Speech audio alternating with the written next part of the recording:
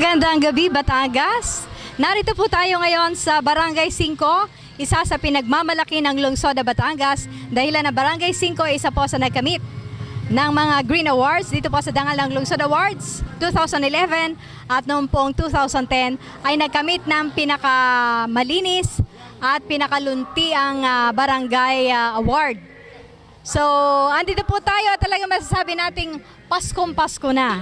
November pa lang ay Paskong Pasko na dito sa Barangay 5. At narito para ipaliwanag sa atin kung bakit maaga yata ang ating Pasko dito sa Barangay 5. Magandang Pasko po. Magandang gabi. Magandang gabi po naman. So, ba't po nyo naisip na medyo paagahin ang Pasko dito sa inyong barangay? Actually ay ilang taon na naming na-experience yan. Pagka sa November pa kami kumilos, inaabot pa kami ng December. So actually, unang-una ay meron ho tayong pa-contest na sinasabi ang ating pamahalaan. Ay di sa akin nung naisip, ay mas mabuti na ho yung maagap kaysa masipag. Maagap at masipag siguro. Lalo na ho matindi pag yun ang pinagsama. Actually ho, ito ay aming inumpisahan noong October 10. Nagsimula na ho kami. Even though nag-uulan, ay kami pag naulan, hindi sa lobo. Dito ho sa loob ng barangay, aming pinag-alis yung mga lumang kuryente. Parang magapan ho yung magkameron ng sunog. Lahat ho ng butas niyan ay aming inisesya at binago. So napakaganda po nitong mga halaman na ito. Talaga palang ang purpose nito ay gawing Christmas tree. Bali ilan pong mga halaman na ganito ang nasa inyong barangay ngayon? Yan po ay sa harapan natin ay 8. 8 po yan. So bukod doon dyan sa 8, ay di yan ho ang aming naipailawan. At napakahirap naman hong maganap ng ilaw na yan. Yan ho ay sa totoong buhay, in order pa namin eh. Kulay puti ang ilaw. Oo, yan ho ay hindi naman ho sa nagpe-presyo. Ang isa ho niyang ikot na yan ay 1,000. Ay di 8,000 yung ilaw na yan. Sa bagay, wala naman pong halaga. Ang galak, kapag nakita ng mga bata, ng inyong mga kabarangay, ang galak hindi po mababayaran ng salapi. Yes ma'am, yun ho ang totoo. At yan ho ay talaga hong nakakaluwan sa aming pakilasa at pagsasama yung napupuri kami. Okay, so puntahan po natin ang Belen. Ang alam ko, ito po'y nilagay na ninyo noon, pero parang kayo may innovation dito. Tingnan nga natin kung pareho din ang, o may naibaba dito sa Belen. Ang unang-una hong naging iba dyan ay yung labaso. At yung siyempre, ito naman nung kauluban ay meron doong angel na kabaguhan at yung halaman nating inilagay na cactus na para tayo nasa disyerto. Kumbaga sa kuwan ay yun ang kabaguhan ho niyan. At hindi naman ho po pwedeng lahat ay magbago dahil sa liit ng barangay, wala ho tayong paglalagay at mapapag-isipang baguhin. Tsaka naniniwala po tayo doon sa sinasabing reuse. So ayan, at saka napakaganda po ng mga imahe na yan kung hindi pa natin gagamiting muli. Yes ma'am, yan ho sa totoong buhay. Binalot ho, pinagkabalot-balot sa loob ng 1 taon na aming ang preparation ay para ma-reuse. Yan makikita ho ninyo yan. Yan ho ang kabaguhan ho niyan. Native na native, ano po? Yes ma'am, yan ho ay binili ko pa sa, ito ay bago at binili ko pa dun sa Bawan at sa kotse ko sinakay yung mga yan sinasabing sasa na yan. So yung pong star dati na po ba yung nakalagay? Yung para... Yung nabago dahil maliit ho dati. Dati ho'y maliit. So kitang-kita naman pati yung mga halaman dito nilagyan din ng mga light, Christmas lights. Ito may baka baguhan din ito eh. And then ito po mga kandila. Malalaking kandila na yari sa kawayan. Yan ho ay yung baling kandila namin ay nirepaint lang. Tapos yung mga bumbilya ay di bago na po lahat yan. Bago na ho lahat yan. Kita ninyo parang fresh na fresh. At ito hong mga bumbilya sa mga puno, lahat ho ay bago yan. Lahat ho ay bago at kung mapapansin ninyo, ay pasimula na ho doon sa dulong yun.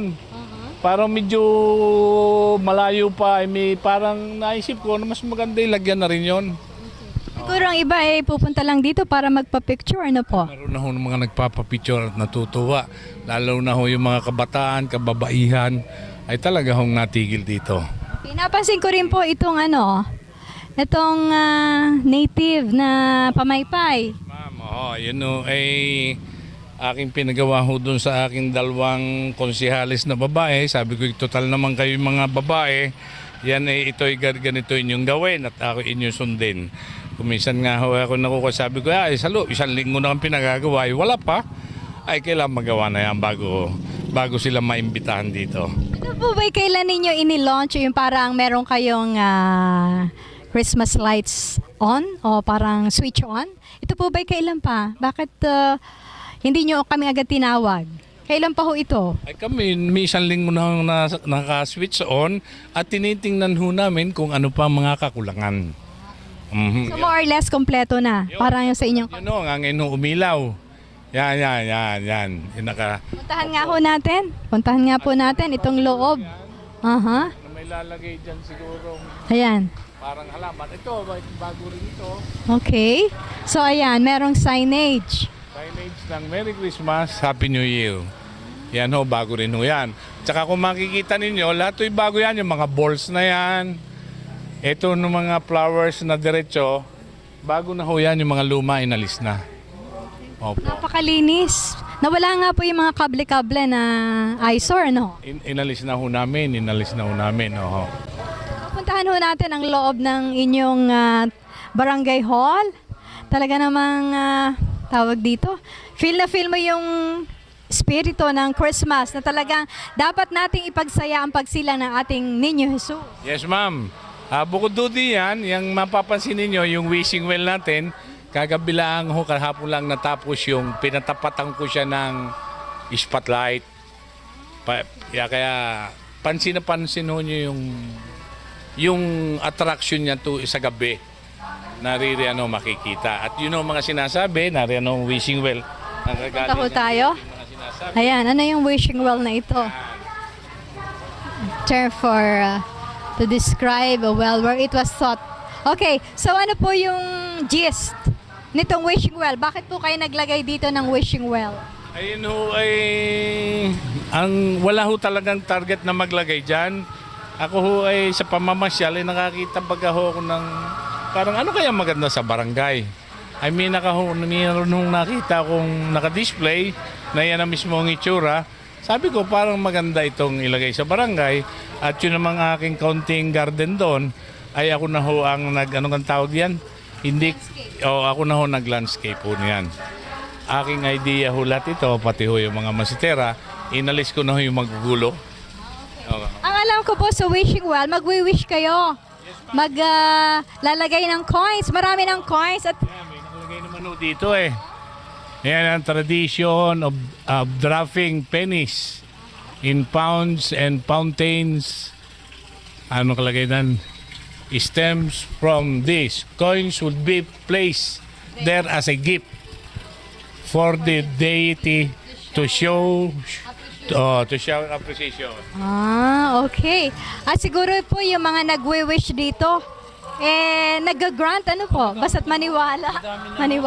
Talagang lalo na ho nung makita pang may konting mahal na birhen dito. Ho.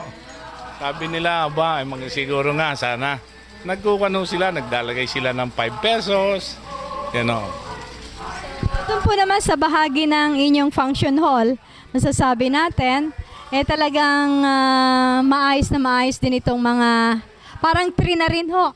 Sa halip na Christmas tree, talagang parang puno ng saging ba yan? Hindi, parang ang alam ko, coconut tree. Coconut tree. Actually, nung makita ng asawa ko, sabi niya, parang mga pan-display lahat natin sa bahay, dinala mo na sa barangay. Sabi niya, parang dinala mo na sa barangay. Kakuyaan mo na. At yan nakakaligayahan ko. Sa iba pa ang pagkaabala. Talagang paglilingkod na lang sa bayan ay inyong pinagkaabala. Tuwa sila na dinagdagan ko ng mga Christmas lights hanggang doon.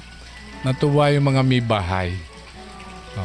So hanggang anong oras po itong Paskong Pasko? Parang yan siguro naabot ho ng alas 9. Alas 9 ng gabi, 8:30 to 9. Yan ho ay meron diyang pailaw At ang sabi ko nga ay, yan ho ay sa totoong buhay, pagkakaramihan na unang nadaan, ay talaga hong natigil pa. Oho, natigil at talagang tinitingnan nila.